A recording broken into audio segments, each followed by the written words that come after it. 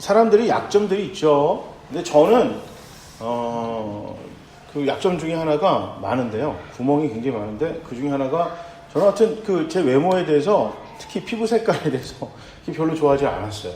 국적이 파악하기가 쉽지가 않았습니다. 네, 웃으시는데요. 자, 미국에 있을 때 한국 식당이나 마트에 가잖아요. 그러면 대부분 계산할 때 저한테 영어로 말을 걸어요.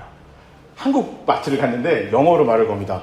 분명히 앞에 분 계산할 때 내가 옆에 있는 사람이랑 큰 소리로 한국말을 했거든요.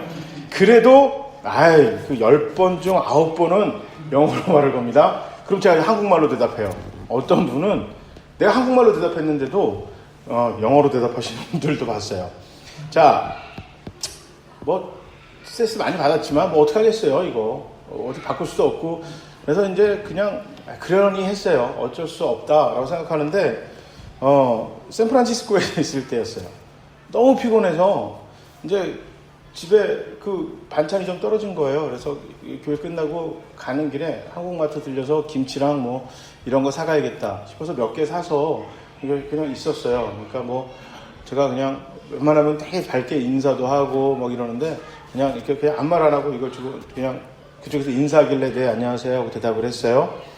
그랬더니 그분이 한국말 잘 배웠다고 사은품으로 주는 쌀을 주시더라고요. 한국말 잘 배웠다고. 근데 너무 피곤하기도 하고 쌀 주니까 쌀 때문이기도 하고 난감해하기도 할까봐 그냥 아무 말 안 하고 그냥 고맙습니다 하고 웃고 그냥 받아온 적도 있어요.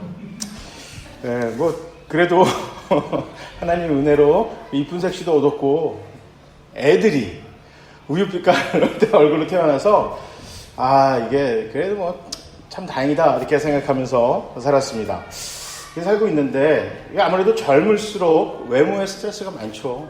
외모에 스트레스 많습니다. 외모뿐만 아니라 자기 약점이나 스트레스 그런 뭐 그것 때문에 굉장히 이게 안 좋은 것도 있을 거예요. 자, 기독교 전승에 의하면 사도 바울은 신장이 굉장히 작았고 몸이 꾸부정했고 대머리였습니다. 개구장이 스머프라는 만화를 보신 적 있는 분들은 모르겠지만 거기에 나오는 가가멜이라는 거랑 비슷하게 생각하시면 돼요. 그런데 그는 그거를 문제 삼지 않았습니다. 분명히 사도 바울은 약점도 있었고 그 약점이 심해져서 열등감으로 돼버린 것도 있어요. 특히 고린도 교회는 사도 바울을 하여튼 많이 비판했어요. 다른 사도들하고 비교했습니다. 그리고 성교비를 횡령했다고 유언비어를 퍼뜨렸고, 그리고 정말 바울한테 치명적으로 올 수 있는 건데요. 그 두 가지는 그렇다 치더라도 설교 말이 어눌하다고 또 뭐라 그랬어요. 사도 바울이 설교하거나 성경 공부할 때 말이 유창하지가 않았던 것 같아요. 근데 그것보다 사도 바울에게 치명적인 거는 영적 능력, 영적 경험이 부족하다 이렇게 비판했어요. 자, 오죽했어야 사도 바울이 자신의 사도직을 사도 베드로에게 가서 인정해달라고 이것 좀 나 증명해달라고까지 부탁했고 자신이 말이 어눌한 것을 그의 지식으로 메꾸려고 했습니다. 내 지식이 얼마나 뛰어난데 여러분 아시지 않습니까? 내 말이 좀 부족하더라도 내가 알고 있는 성경에 대한 지식은 누구와 비교해서 뒤처지지 않습니다. 이제 이렇게 변명하기도 했고 자신의 고생담까지 늘어놓는 아주 구차하게 그것까지도 이야기했어요. 그런데 이제 또 영적인 거 가지고 하도 뭐라 그러니까 자기가 환상을 받고 계시를 받았다는 것까지 성경에서 그냥 변명처럼 적어놓을 만큼 사도 바울에겐 약점이 있었습니다. 그의 사도직분을 베드로가 입증해줬고 말주변이 없는 것은 그건 크게 문제가 안 될 수도 있는 게 교회 설립자잖아요. 그리고 사도 바울이 굉장히 똑똑하다라는 것은 이미 알려진 사실이었으니까 언변의 어눌한 거는 지식으로 메꿔줄 수 있었습니다. 그런데 문제는 영적인 능력이었어요. 고린도 교회는 영적 경험, 영적 능력이 넘쳐나는 교회였습니다. 그러니까 지금으로 말하면 순복음 계열의 교회 같았어요. 그런데 영적인 그런 은사들이 넘쳐나는 것이 오히려 그 교회의 문제가 되었습니다. 자, 그러다 보니까 이 문제를 다루는 사도 바울을 공격하는 거예요. 쉽게 말해서 뭐 예언하는 것이 문제가 되었어요. 교회가 예를 들어 그러면 여러분 예언하는 것을 절제하십시오. 그러니까 성도들이 뭐라고 비난하냐면 당신 예언 못하잖아. 목사가 성도들은 다 방언을 하는데 목사가 방언을 못하는 거예요. 그래가지고 여러분 사도 바울이 방언 기도는 그 그러니까 공중 예배 드릴 때 하지 마십시오. 왜냐하면 교회 처음 온 사람들이 옆에서 막 방언으로 기도하면 놀랄 수 있으니까 조심하세요. 라고 목사가 만약에 그 설교를 했더니 성도들이 지가 못하니까 그러지 이렇게 얘기할 수 있는 거예요. 지금 사도 바울이 그런 이제 처했는데 솔직히 뭐 계시나 환상 이런 거는 눈으로 확인할 수가 없잖아요. 이 사람이 받았는지 안 받았는지. 근데 병 고침 같은 것 뭐 이렇게 하는 거는 눈으로 드러납니다. 물론 사도 바울이 병도 고쳤고 뭐 죽은 사람도 살린 경험이 있지만 당시 고린도 교회에서 드러나는 그런 영적인 은사에 비해선 사도 바울은 조금 그런 쪽보다는 말씀이라든지 전도에 더 치중했던 것 같습니다. 그래도 사도 바울은 이것이 유명했기 때문에 사도 바울이 유명세가 있었기 때문에 이렇게 공격한 거죠. 사도 바울이 그냥 그러려니 말거니 하는 사람이었으면 사도 바울을 비판하거나 비난할 일이 없습니다. 어쨌든 사도 바울은 자신의 직분이라든지 위치가 굉장히 사람들한테 유명세를 타고 있음을 인지했습니다. 자, 오늘 본문은 이것을 이야기합니다. 7절에 내가 유명하기 때문에 하나님이 교만하지 않기 위해 내 몸에 가시를 줬다라고 사도 바울이 이야기합니다. 여기서 교만하다라는 그 단어가 휘페라이로라는 단어인데요. 오늘 본문 고린도후서 12장 7절과 데살로니가 후서 2장 4절 이렇게 딱 두 번 쓰인 단어예요. 이거는 하나님 자리에 앉아 스스로를 하나님이라고 칭하는 적그리스도의 오만한 자세, 이거를 묘사하는 데 사용했습니다. 다시 말해서 자기가 하나님처럼 구는 거예요. 유명하니까. 내가 유명해졌으니까 복음, 사랑, 말씀, 하나님의 뜻보다 바울의 뜻, 바울의 행동, 바울의 말, 이것이 더 부각되는 거예요. 그의 생각이 하나님보다 앞서가는 그 교만함을 혹시라도 하나님이 생길까봐 사도 바울에게 가시를 심었다.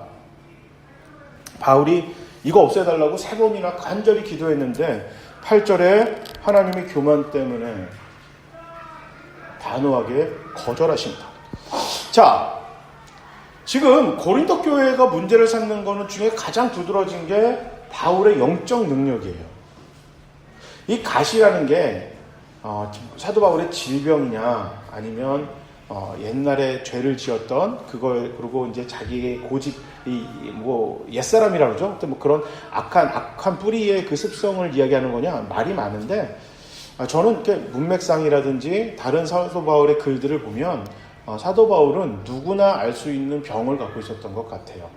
눈 쪽에 특히 이렇게 있고 간질이냐 안질이냐 이걸 가지고 사람들이 많이 얘기하지만 간질로 인해서 온 눈병인지 알 수는 없어요. 어쨌든 사도 바울은 누구나 알 수 있는 심각한 병을 알고 있었던 것 같습니다. 자, 그런데 오늘 고린도 교회는 바울을 존경하는 사람도 있었지만 어쨌든 영적 능력을 강조하는 그 교회에서 자신의 병조차 치유하지 못하는 사도 바울은 민망할 정도로 약점이 존재하는 사람입니다. 자, 그러나 주님은 사도 바울의 간청을 단호하게 거절하셨어요. 그 약점이 오히려 사도 바울을 더 강하게 만들 것이다라고 선포하셨습니다. 자, 9절에 보면 내 은혜가, 하나님의 은혜가 너에게 족하다.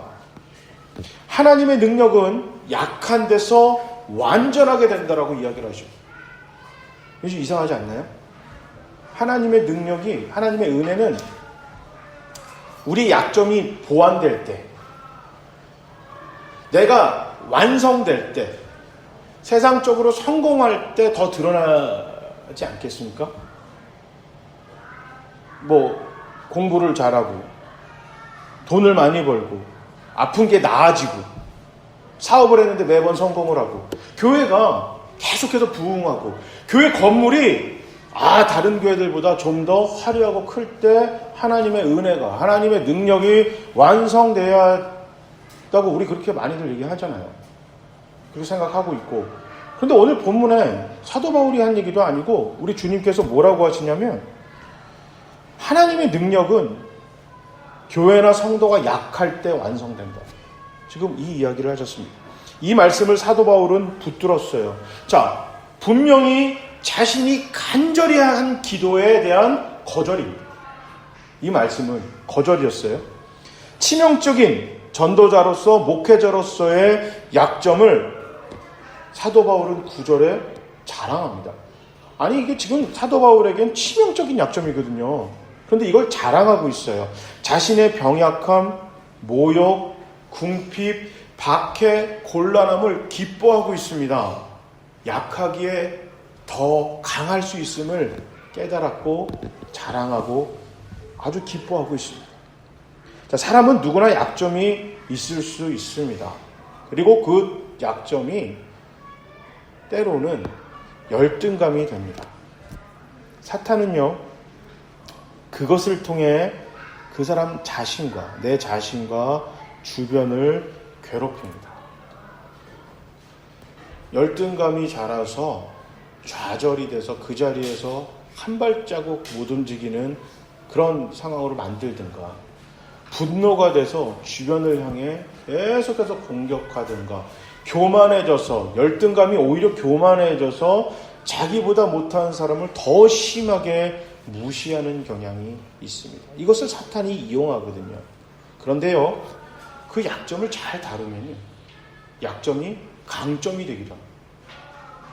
이 강점을 떠나서 약점을 통해 감동을 줍니다. 많은 사람들의 마음을 울려요. 닉 부이치치라는 사람이 있어요. 들어보신 분들 계실 거예요. 닉 부이치치라는 사람이 있습니다. 지금은 미국이나 오스트레일리아에서, 호주에서 설교하시고 선교하시고 이제 많은 사람들에게 이렇게 희망을 전도하는데, 지체장애인들뿐만 아니라 이제 많은 사람들에게 희망을 전하는데 특히 청소년, 청년 사역에 굉장히 관심이 많아요.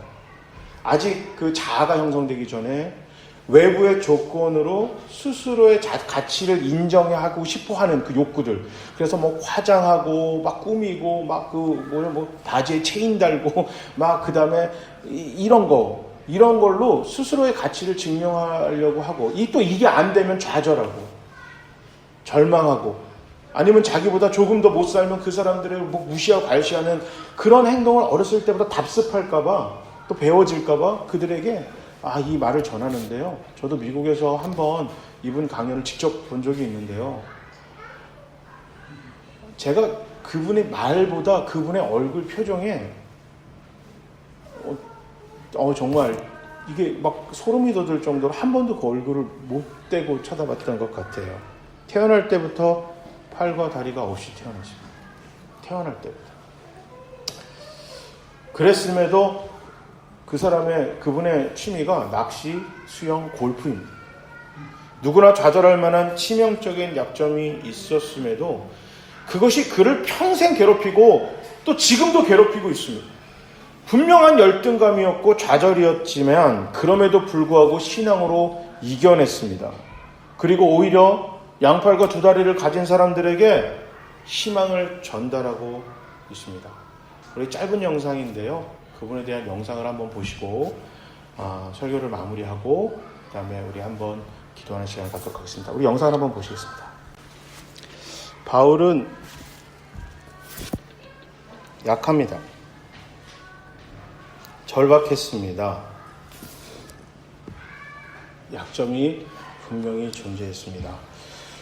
그래서 온전히 절대자 하나님께 의존할 수밖에 없었습니다. 그런데 실제로 바울은 자신의 약점을 덮을 만큼의 자랑할 만한 것들이 상당히 많았습니다. 그러나 사도 바울이 기뻐하고 자랑할 만한 것을 붙든 건 그가 세상 사람들이 부러워할 만한 그런 조건들, 누구나 다 자랑할 만한 그런 신분, 집안, 학벌, 돈, 능력이 아니라 자신의 약점이었습니다. 자신의 약점을 덮으려고 한 게 아니라 인정하고 드러냈습니다. 기뻐했습니다. 심지어 자랑했습니다. 이렇게 할 수 있었던 비결은 자신의 약점까지 자랑스러워하시고 기뻐하시고 사랑하시는 하나님을 믿었기 때문입니다. 아멘. 내가 강할 때 하나님이 나를 더 사랑하시고 내가 완벽할 때 하나님이 나에게 더 가까이 오시는 분이 아니라 내가 약할 때,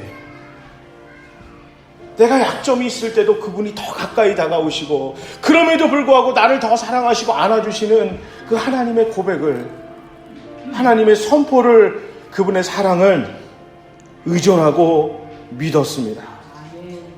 인간이, 교회가 약점 때문에 하나님께 더 가까이 갈 수 있습니다. 약하기에 더 가까이 나갈 수 있는 것입니다. 하나님은 약점이 있기에 더 다가오시고 그 약점 앞에 서 계십니다. 때로는 세상이, 오늘 영상을 봤던 닉 부이치치처럼 두 팔과 두 다리가 강인하게 있을 때, 그때 너의 약점이 사라졌을 때 너의 삶이 더 행복해지고 하나님이 더 기뻐하실 거라고 사탄이 유혹할지 모를 겁니다. 혹여나 내 사업이 잘 되고 내 자녀들이 잘 크고 내 건강에 이상이 없고 내가 좋은 학교를 갈 때 하나님이 나를 더 기뻐하시고 사랑하시고 가까이 오신다고 이 강단에서 그렇게 잘못 여러분들에게 전할지도 모르겠지만 그 잘못된 속삭임에 넘어지면 안 됩니다. 사도 바울은 또 오늘 본문에 봤던 닉 부이치치도 우리 신앙의 선배들을, 또 이 세상에 누구나 다 약점이 있습니다. 환자가 의사에게 갔을 때 그의 약점과 아픔을 드러내기 위해선 의사가 환자에게 가까이 다가오고 환자는 그 환부를, 그 아픔을 기꺼이 드러내야만 합니다. 환자가 아프다고 그러는데 의사가 저 멀리서 병에 걸리셨어요. 그래서 한 두 발짝 더 뒤로 물러가서 거기서 내 아픈 거 좀 보여주세요. 이렇게 하는 의사는 가짜 의사입니다. 아프면 더 가까이 다가오는 겁니다. 보기도 하고 청진기를 대기도 하고 손으로 만지기도 합니다. 우리의 약점이 있을 때, 우리 교회가 아플 때 하나님은 더 다가오십니다. 아프기 때문에 더 가까이 다가오십니다. 그러면서 우리에게 하나님 그 환부의 손을 대시고 그 아픔과 약점의 손을 대시면서 하나님의 은혜를 드러내시기를 원하십니다. 내가 치유해줄게. 내가 만져줄게. 괜찮니? 내가 함께 해주마. 너의 말의 어눌함이, 너의 외모의 문제가, 너의 사도 직분으로서의 사람들의 의심하는 것들이 영적인 능력이 더 많이 막 드러나서 물 위도 걷고 죽은 사람도 벌떡벌떡 살려내고 안수만 하면 뒤로 벌렁벌렁 넘어지게 만드는 일이 없더라도 내가 너를 통해 역사할 것이고 너의 약점이 드러날 때마다 나의 은혜가 더 강력하게 선명하게 드러날 것이다. 우리 주님 그 약속을 하셨습니다. 우리도 사도 바울과 같이 약점을 숨기는 것이 아니라 하나님께 내 약점을 드러냅시다. 약하기에 더 하나님과 가깝게 되는 것입니다. 아픔이, 나의 슬픔이, 나의 약점이 하나님이 우리를 더 강하게 만드십니다. 아멘. 주님께 더 가깝게 만들 것입니다. 아멘. 약하기 때문에 주님과 더 가까워지는 우리 모두와 저와 이 자리 모두 여러분들이 되시기를 주님의 이름으로 축복합니다. 아멘.